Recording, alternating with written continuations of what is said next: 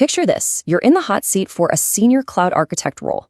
It's a high-stakes system design interview, and the very first question they throw at you can make or break the whole thing. So in this explainer, we're going to break down that critical first decision, how you handle traffic for a massive global application. Okay, so let's set the scene. You're in the interview. The interviewer leans in and says, design a global, highly scalable application for me. The clock starts ticking. And right there, your absolute first decision point, the foundation of your entire design, is how you're going to manage that flood of traffic coming in the front door. Right off the bat, you're faced with this classic architectural hurdle. It really comes down to a fundamental trade-off. Are you going to prioritize raw, blistering speed, or do you need intelligent, content-aware routing? This, my friends, is the core battle between Layer 4 and Layer 7 load balancing.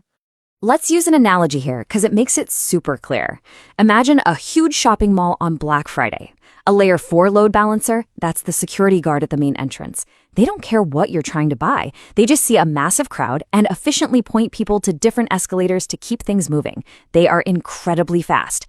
Now the Layer 7 load balancer, that's the floor manager inside the store. They overhear you saying, I'm looking for a new TV, and they know your intent. They can direct you to the exact aisle. They're way smarter, but that conversation takes a little more time. Okay, so let's get a little more technical.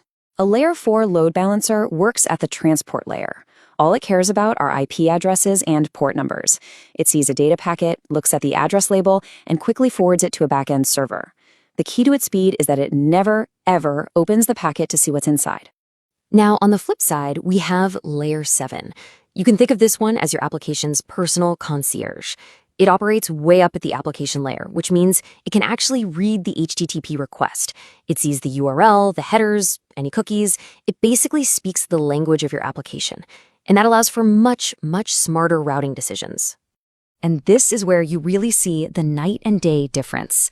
A Layer 4 load balancer is just looking at the envelope, the IPs and ports. It's totally blind to what's inside. But a Layer 7 load balancer, it sees all of that. Plus, it can pop the hood and inspect the actual contents. Is it a GET request to /API users? Is there an authentication token in the header?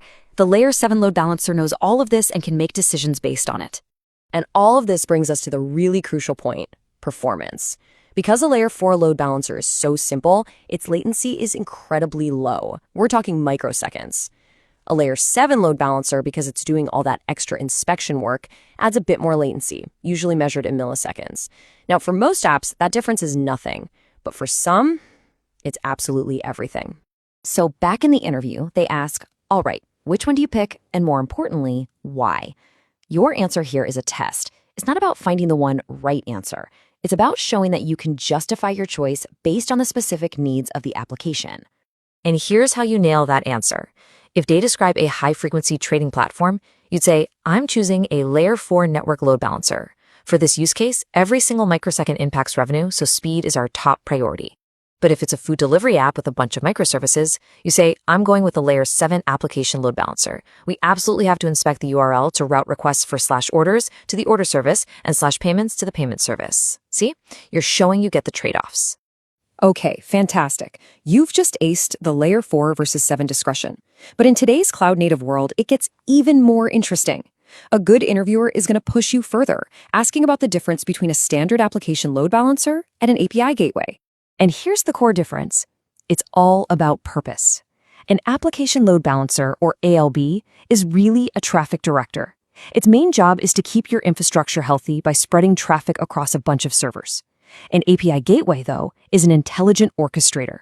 Its job is to manage, secure, and govern all of your API interactions.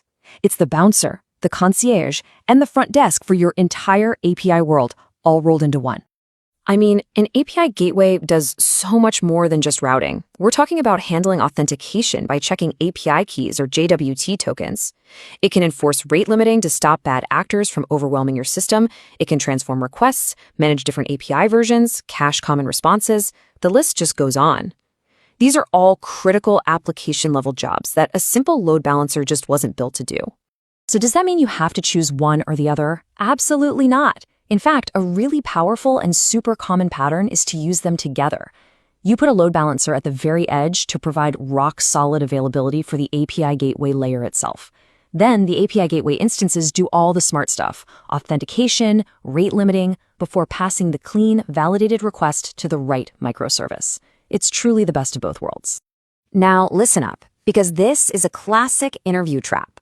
If the interviewer gives you a simple scenario where you just need to spread traffic across 3 web servers, do not say, "I'll use an API gateway." They'll immediately flag that as over-engineering. You're adding cost, you're adding complexity, and for what? Show them you're thinking about the simplest solution that meets the requirements. All right, you've got the fundamentals down cold. Now it's time for the lightning round. This is where the interviewer throws advanced scenarios at you to see just how deep your experience really goes. This is what separates the senior candidates from the rest. First up, SSL/TLS offloading. This is a massive performance optimization. Instead of forcing every single one of your backend servers to do the heavy lifting of encrypting and decrypting traffic, you let the load balancer handle it. You terminate that secure connection right at the edge. This frees up your servers to do what they do best, run your application's business logic.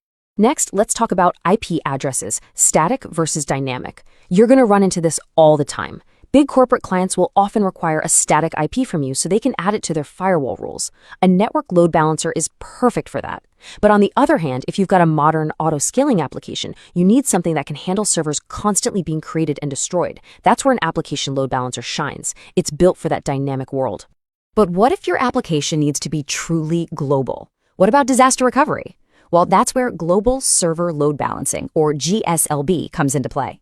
You can think of it as a really smart DNS. It can direct a user in Europe to your European data center and a user in Asia to your Asian one, all to reduce latency. And if one of those data centers goes down, no problem. It automatically reroutes everyone to a healthy one. Okay, now for a classic gotcha question. The interviewer just shows you this number on the whiteboard, 350 seconds. Then they just look at you. What is it? Well, that is the non-configurable idle connection timeout for an AWS network load balancer. Knowing a tiny specific detail like that proves you haven't just read the documentation, you've actually built things and run into the real-world limits of these services. So, you've just proven you've got the technical chops. That's awesome. But honestly, that's only half the battle. A true architect doesn't just know the tech. They know how to communicate, and they know how to think critically about requirements. You know, the best architects don't just start drawing boxes on a whiteboard. Before they do anything, they ask questions. Smart, probing questions like, what are our actual latency requirements? Do we need sticky sessions? Are we only handling HTTP traffic? Or is there some raw TCP in the mix? This shows the interviewer that you gather all the requirements before you jump to a solution. It kind of reminds me of what Martin Fowler once said. Your job as an architect is to build an interface, a clear and direct wrapper around a complex system. And your choices should always be driven by what the application needs to do. And at the end of the day, here's the absolute truth. A system design interview is not a test to find the one correct answer. It's an evaluation of your ability to clearly talk about trade-offs. You have to be able to stand there and confidently explain why you're choosing one thing over another and what you're gaining in performance versus what you're giving up in cost or complexity. So, I'll leave you with this final thought.